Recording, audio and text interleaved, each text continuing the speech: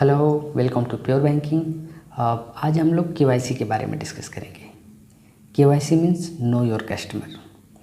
तो जब भी आप अकाउंट ओपनिंग के लिए बैंक में जाते हो तो बैंक एम्प्लॉई आपसे केवाईसी मांगता है। तो देखते हैं केवाईसी होता क्या और कौन कौन से डॉक्यूमेंट होते हैं जो केवाईसी के अंडर आते हैं। तो एक एक करके समझते हैं पॉइंट बाय पॉइंट। नंबर 1 है KYC is a process to obtain information about the identity and address of the customers by the bank while opening account। KYC एक प्रोसेस होता है जिसमें आपकी आइडेंटिटी और आपके एड्रेस, कोई एक ऐसा डॉक्यूमेंट जिसमें आपकी आइडेंटिटी और आपका एड्रेस दोनों हो, बैंक ऐसा मांगती है आपसे। बोलती है कि अगर आपको अकाउंट ओपनिंग करना है तो हमें एक ऐसा डॉक्यूमेंट दो जिसमें आपकी आइडेंटिटी हो और आपका एड्रेस भी हो। तो इस पूरे प्रोसेस को केवाईसी बोलते हैं। तो नंबर 2 है कि कुछ ऑफिशियल वैलिड केवाईसी डॉक्यूमेंट्स हैं। वो क्या क्या है देखते हैं।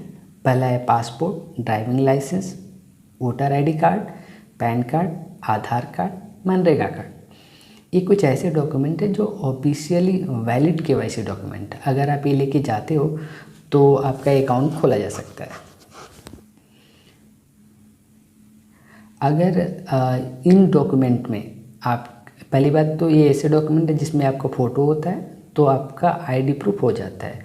लेकिन अगर इन डॉक्यूमेंट में आपका एड्रेस भी दिया हुआ है तो आपको अलग से एड्रेस प्रूफ के लिए डॉक्यूमेंट देने की ज़रूरत नहीं है, यानी ये आपका एड्रेस प्रूफ भी माना जाएगा। तो बहुत आसान है आज की डेट में। अगर आपने आधार कार्ड बनवा लिया और उसमें आपका फ़ोटो भी है और अगर आपने अपना एड्रेस अपडेट करा रखा है उसमें, तो ID प्रूफ और एड्रेस प्रूफ दोनों का काम करेगा। तो देखते हैं कुछ वैलिड केवाईसी डॉक्यूमेंट्स क्या क्या हैं। फर्स्ट है passport, MNREGA, driving licence, Aadhaar card, PAN card, voter ID card. ये कुछ ऐसे डॉक्यूमेंट्स हैं जो वैलिड डॉक्यूमेंट्स हैं। अगर आप उसे लेके बैंक में जाते हो तो आपका अकाउंट ओपन किया जा सकता है। लेकिन आज की डेट में अगर आपके पास आधार कार्ड है तो भी आपका अकाउंट ओपन हो सकता है, क्योंकि आधार कार्ड में आपका फ़ोटो होता है और उस पर आपका एड्रेस अपडेट होता है। तो उससे आपका एड्रेस प्रूफ भी हो जाता है और ID प्रूफ भी हो जाता है। और आज की जितनी भी डायरेक्ट सब्सिडी है थ्रू आधार आ रही हैं, तो आधार कार्ड लगभग कंपलसरी हो गया है इनडायरेक्टली। आपको आधार कार्ड देने से बहुत सारी फैसिलिटी मिलेगी, नहीं दोगे तो नहीं मिलेगी। तो आधार कार्ड बहुत इंपॉर्टेंट है आज की डेट में। अगर आपके पास आधार कार्ड है तो अकाउंट ओपन करना बहुत आसान है। और देखते हैं कुछ नीचे दिया हुआ है कि in case of no official document, अगर आपके पास इसमें से कोई भी डॉक्यूमेंट नहीं है फिर भी अगर आप अकाउंट ओपन करना चाहते हो तो बैंक में जाके बताओगे अभी मेरे पास डॉक्यूमेंट नहीं है लेकिन मुझे अकाउंट ओपन करना है।